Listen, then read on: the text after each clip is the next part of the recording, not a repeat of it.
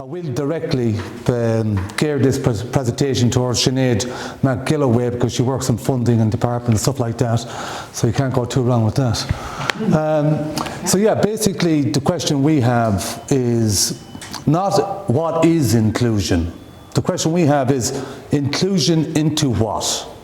If we point out that we were once an indigenous population of Ireland, we were not always called travellers or tinkers or nomads or vagabonds and so on and so forth. We were Gallo class warriors, we were bards, we were poets, and colonisation happened. So there was a Gaelic Ireland, and now we're asking, what inclusion into what? That the sociologist of the name of Robbie McPhee, I'm not sure if you all know him or not, but he would have pointed out the 63 report, which is the Commission on Itinerancy in 1963. It's where the state, the Irish state, decided they were going to get rid of these people. Their language was, there can be no final solution until these people are absorbed into the general population. So why would the state create a document and a report that's meant to be good for people, and 70 years today, right at this moment, we have children 9 years old, 10 years old, killing themselves, taking their lives. They would rather be dead than be alive in Ireland. So we'll go on to the next slide, and I'll skim through this, and I hope I can manage it without getting too emotionally driven. So, yeah, so here's a little dot, and Maynooth is in here somewhere, I think. And we used to call this the Pale. So when the Norman and English came here, they came with this idea in their head that they were the true Christians. They were the true Catholics. And then they started killing the indigenous Christians, enslaving them, and they set up what they call the Pale. I recommend looking into a guy called Stephen Ellis, world-renowned, he's retired now, historian. So, and they also brought their English settlers. And yeah, once upon a time there was a Pale. So we're saying, how can we be included into this system that was designed specifically for destruction and exclusion?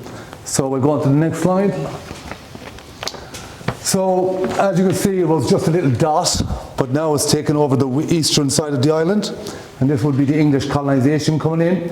And of course, everybody beyond that was wild Irish. This was one of the first names that we've been given. And of course, anyone who's familiar with the language of colonisation, savages, uneducated, uncivilized. So, and just a quick note, around 1603, 1607 I think it was, when they eventually broke down Ireland after centuries, they exported everything, literally the class systems, the laws, the acts, the policies, you name it. And they went to Virginia in America, they went to the Caribbean, they went to Canada, they went to 57 other places around the world. They exported English colonisation that was manufactured in Ireland off the backs of our ancestors. We are, and I say it openly, we are the last survivors of the ancient Gaelic world. Microbiome science will confirm it, geneticists will confirm it, long-held community narratives, recorded, document will confirm it. The only people that won't confirm it is the dominant group in Ireland, which we call, well, we don't call them this, they're called the settled Irish. And that's not to be offensive, it was a term the English put on the Irish when they forced them to assimilate, called the English settlements, and they had to, by law, adopt the English traits, cut their hair short, wear English clothes, adopt English school, go to an English school, come back to Ireland, and you're Irish. So we go to the next slide. And then, of course, Henry VIII. You remember Henry VIII? He was a cool dude to some people, bit of a you-know-what to other people. Henry decided that he was having more of this colonisation thing. He wanted an empire. He wanted to mimic the Christian church because he fell out with them. So he decided, I'm going to take over the whole island. So we went from wild Irish now to be called tinkers. And there was a few of us up and down the island. This is the indigenous population. These names, tinkers, nomads, as I mentioned, all came from Henry and the boys. They had nothing to do with our Gaelic Ireland. So calling us nomads is a Roman English term. So we took for the rose. We decided we would rather live in the hedges than bow down to Henry VIII. So we go on to the next. And of course, 1922, the whole island is practically decimated. Now, all this white is English colonisation. It doesn't matter if you were once traveller. If you got assimilated, you're now settled Irish, you're operating the same unchanged colonial institutions that came here centuries ago. So now we're called itinerants. So they're changing the names, they're changing the labels, but the same people. So why are they doing this? It's because they're trying to other the indigenous population. In other words, we must be like gypsies and Roma, we came from somewhere else. We're not really from here. We're not really Irish. Of course, we're pointing out to them that if you haven't changed one English colonial institution and you keep operating them under 1922, and the sad thing about this is David Lloyd George, who was the Prime Minister of England, told Ireland that you will not change any of the English colonial institutions. You will operate them, but you will never change them. You can call them Irish, but you will never change them. And we go on to the next slide. Of course, 2025, these little bits of green, which bit scattered, is what we would say was the last of the indigenous population. The rest has been taken over by a colonial culture. And of course, now we're called the Irish travellers. So initially we were called nomads, then we were called thinkers, and then we were called itinerants, and then we were called Irish travellers. And of course it says here, hello our old colonial friends, do you give up yet? Because after 1,000 years we have survived all of that. So people want to put us in this box about a disadvantaged group. We weren't disadvantaged 70 years ago. 70 years ago, as I mentioned earlier on, but the Commission report said that travellers had general mental health as everybody else. Travellers were intelligent, engaging, and had no inferior complex to the general population. In other words, let them do their thing, let them be Irish if they want to be Irish, but that wasn't good enough for the state. The state did not want the rest of the world to know that in 1922, that they were living under the threat of war, they couldn't change any of the English systems, and yet they went down and told everybody around the world that they were independent, that they were the normal, default Irish. As I mentioned, 2025, 70 years later, well, I've gone on nearly 1,000 years, but the continuation right through 1922 meant that these people got institutionalised, they got pillarised, they got othered, they had segregated care homes just for our children. And in them, of course, right around the Western world, will be the First Natives, Canada, Australia, all these places are almost identical. The abuse after abuse after abuse, and we still survived that. Now we're talking about inclusion. We're asking inclusion into what? What exactly are you including us into?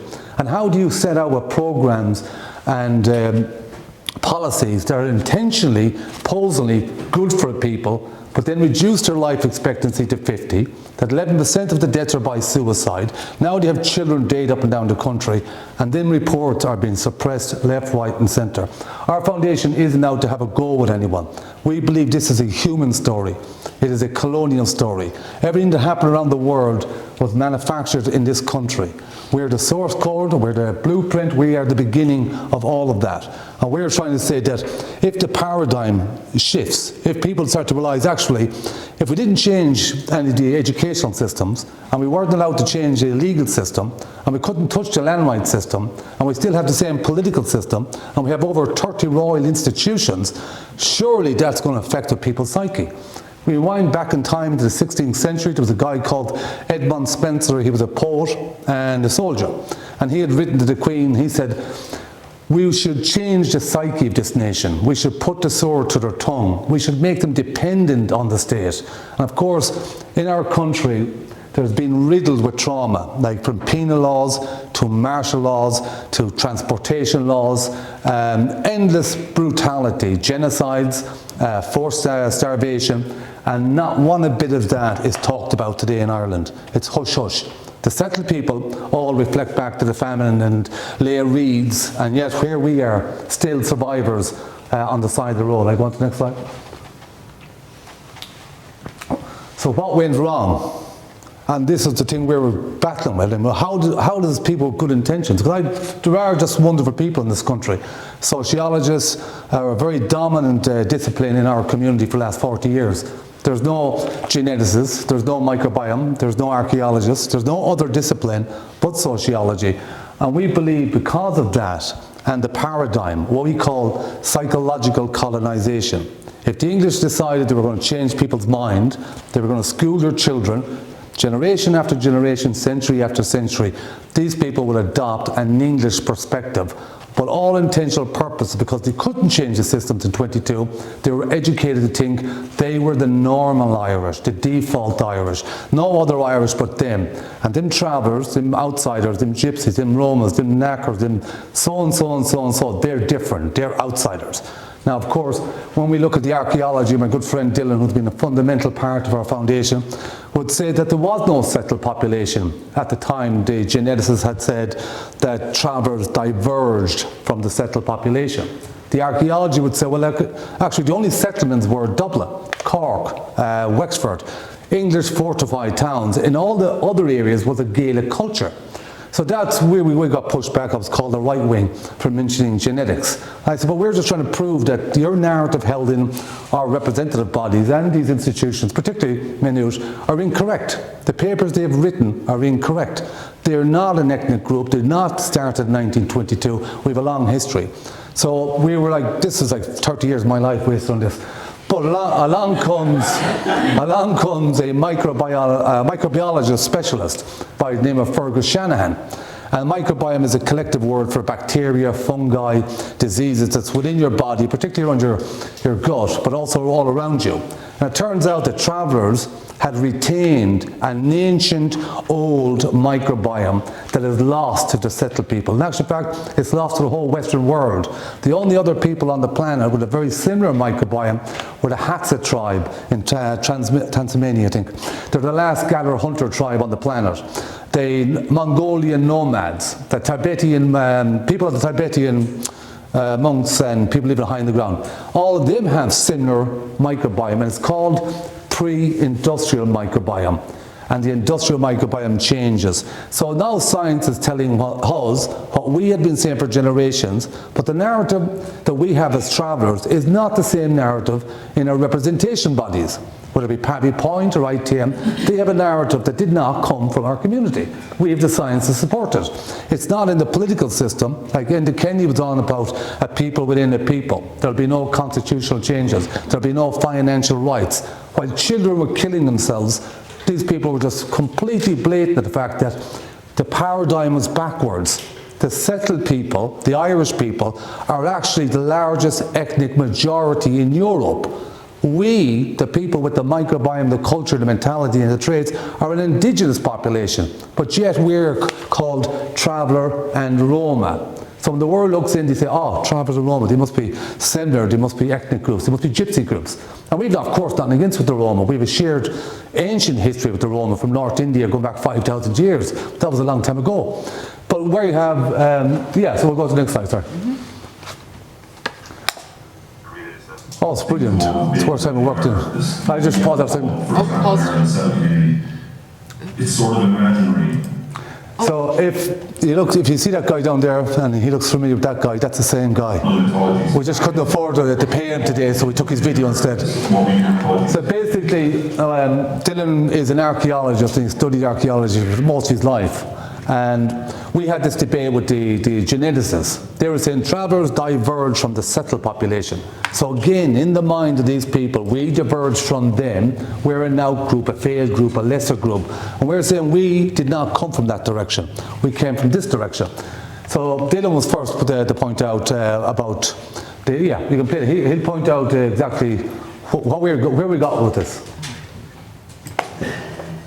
Things have always been the way they are. This, what we now call, for example, in Ireland, the Celtic community, it's sort of an imaginary situation where unconsciously we're taught and we believe that somehow we've always lived the way we live all the way back into the past.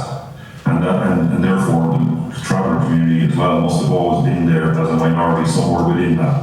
And of course, the further we go back, there isn't actually this what we now call settlers don't exist if we go back beyond the 16th century in particular. Most of the country is not recognisable. As Bernard says, those labels don't even exist. There's no concept of that, because most of them are still living in a Gaelic world. Now, in that world, whether someone's nomadic or not, it's not a politically charged thing in the same way, if you know what I mean. One of the difficulties, as it always has been with narratives and even personal experience, there's a guy called Niall deGrasse Tyson, and he has three truths. One is the personal truth. I believe that Jesus is our Saviour, and I'm going to force it on you because I believe it. There is no proof of that. There's a collective truth. We can have a community group that says we believe our people have suffered at the hands of oppression. Well, you know, there are other groups too, and it's debatable. But then there's a thing called objective truth, and it is the truth whether you like it or not. It's scientifically proven truths. So we didn't have that until Fergus Shanahan came along. So we might go to the next slide.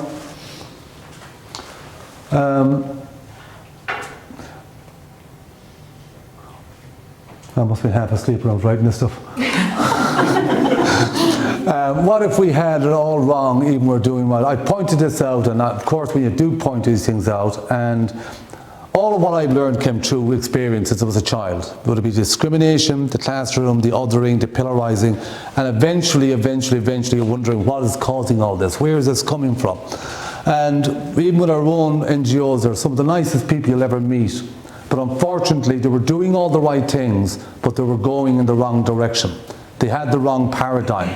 They were trying to convince travellers, you need to be included. You need to become guards and teachers and better education, and so on and so forth. Now, I don't know about other minority groups here, people with diverse backgrounds, but when you go into colleges, you'll have a sense of who you are and where you came from.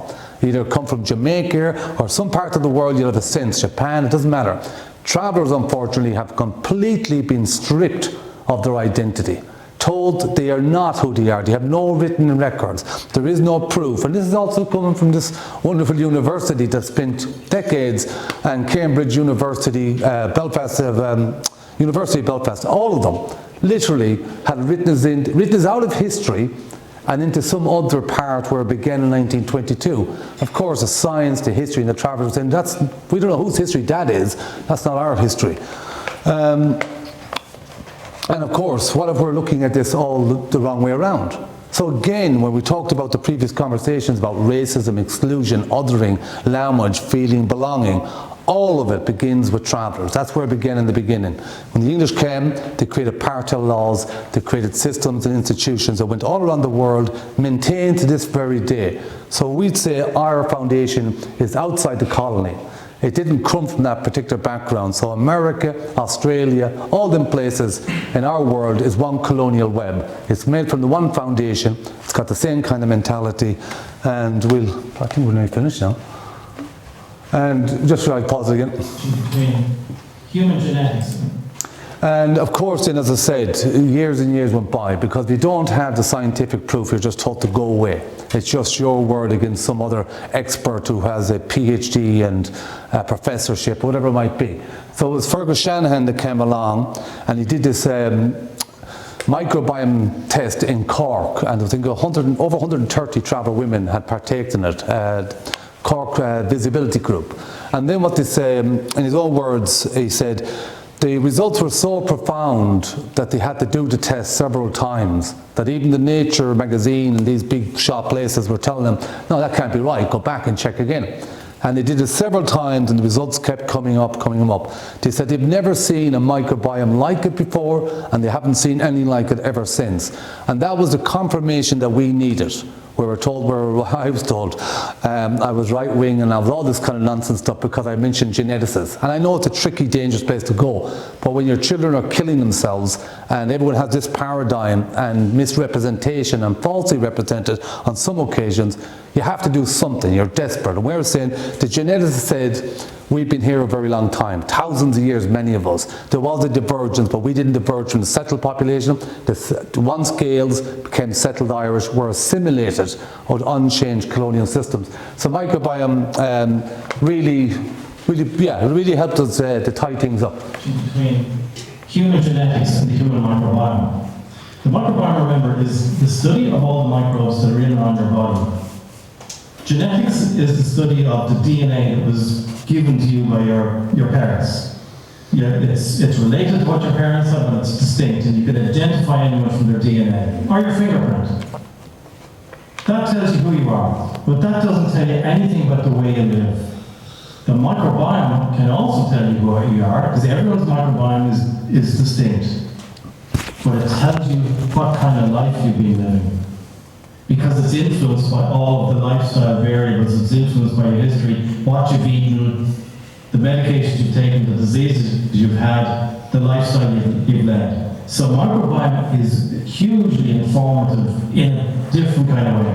And when you find a microbiome in the Irish travellers that's quite distinct from the settled community, you've got 21st century science support that the Irish travellers deserve their separate ethnicity. And I suspect, and I think there's some evidence to support this, that the microbiome of the settled community is the one that's changed.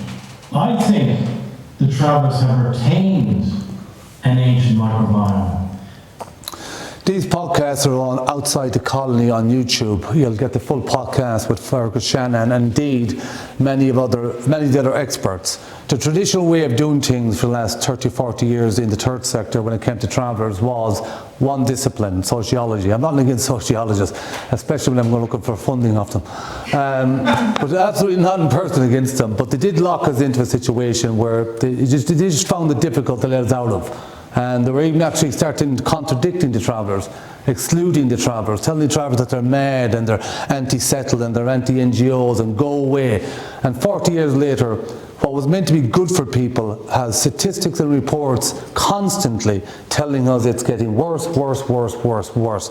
So materialistically and physically, I suppose the world looked like it's improving, but psychologically it was getting worse and worse. And I can't believe I only put one L into travellers. Nobody's going to notice that here now. So, oh yeah, just in case you missed it again, Sinead. It's a human story and it's a colonial story. I've hurt and I've got pain, I've got loss like every other traveller, but we don't have bitterness or anger towards the settled people. I see now more than I've ever seen in my life that actually it's the settled people who are the victims of all of this. They're the ones psychologically colonised. They're the ones that have adopted an English system and called it Irish. They're the ones that don't know their own history. They're the ones that told travellers that we were gypsies in Rome and we came from a different island. I mean, think about this logically. It'd be one thing if you came from another country and we start talking about where you're from. People with the same skin complexion, people in the same locations, people with the same surnames, and the dominant experts were telling us that we must be gypsies in Roma, or we could have been slaves at one time when we stole the names of the great Gaelic clans. And that's where we're at, unfortunately. So yeah, I will finish up by saying that to understand the global issues of colonisation, racism, fascism, identity, belonging, you have to come to Ireland. Ireland is the blueprint.